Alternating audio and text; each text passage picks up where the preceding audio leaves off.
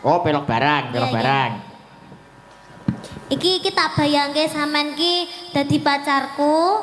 Dadi tak manewi sampean ki wong sing paling ganteng dhewe sing paling tak tresnani dhewe. Ora sah etok-etok. Sik tak kok upamane. Tenanan wae. Tenanan apa wani ngragati aku? Wong Apa? omahe ra duwe. Ken, rong roh. Ken ngenyek, aja ngenyek cah iki. Napa, Mbah? Iki sugih Kok iso? alas mantingan ngampe jero-jero Banjarjo. Banjarjo dituku. So Januari panen kethek. Ora ngerti kesugihane mondol. Ora ngerti. Omahmu lho cagake pira? Cagake 12 Mbah niki. Apa? Ya Mas ya, pendopomu cagake 12 ya. Yo, Sing papat neng tengah to, sing 8 nyongkok kok kiwa ngeten iki. pancen pendopone arek ambruk.